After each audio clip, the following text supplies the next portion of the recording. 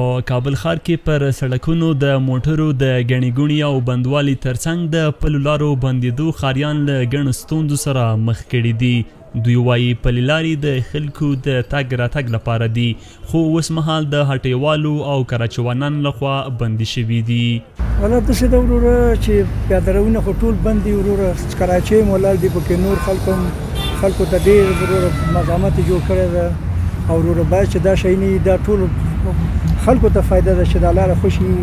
پیاده روونه ښاروالي پاک کړي او خو بیا بېرته د دوکاندارانو مالونه پکې راویستلي، موټر او بیروبار او د خلکو بیروبار بیخي په سړک منځ کې ده. پیاده رو باندې هېڅوک نه ځي، پیاده روونه بند دي. کابل ښاریان وایي پر پلو لارو او سړکونو کې په خپل سر د توکو پلورل او پیرودل له یوې خوا د ښاري نظم د ګډوډۍ او له بلې خوا د عامه لارو د بندېدو لامل ګرځېدلي دي. دوی له کابل ښاروالۍ غوښتنه لري چې د یادې چارې مخه دې ونیول شي. یوازې ښاروالي نه بلکې دا موږ او تاسې باید پلې لارې خلاصې کړو، ځکه پر دغو لارو موږ تګ راتګ کوو. که ښاروالي یې څومره خلاصې کړي همدا خلک یې بیا بندوي، نو باید د ښاروالۍ سره همکار اوسو او په شریکه دا لارې پاکې کړو، خو ښاروالي باید ډیره پاملرنه ورته وکړي. په پلو لارو کې کراچۍ د غرفې دي چې ډیره ګڼه ګوڼه یې جوړه کړې ده.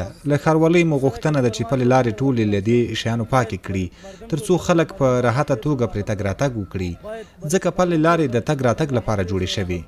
پر پلو لارو او سړکونو ولاړ توکي پلورونکي بیا وایي چې حکومت دې د یو منظم پلان سره سم دوی ته مناسب ځایونه وټاکي تر څو دوی ټول هلته راټول او خپل کاروبار وکړي.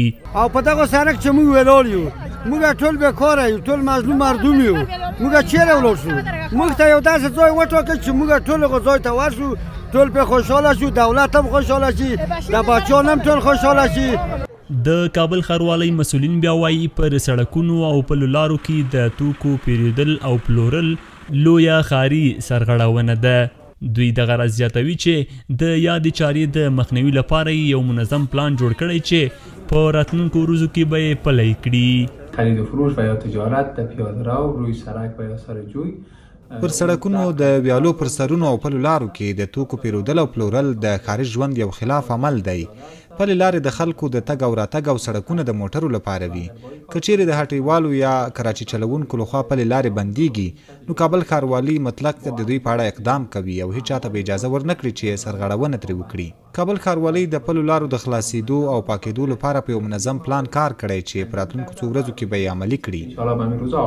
کابل ښاروالۍ د ښاري نظم رامنځته کېدو او د ښاریانو د هوساینې په موخه له ټولو پلورونکو غوښتنه کوي څو خپل توکي په ټاکل شوو ځایونو کې وپلوري.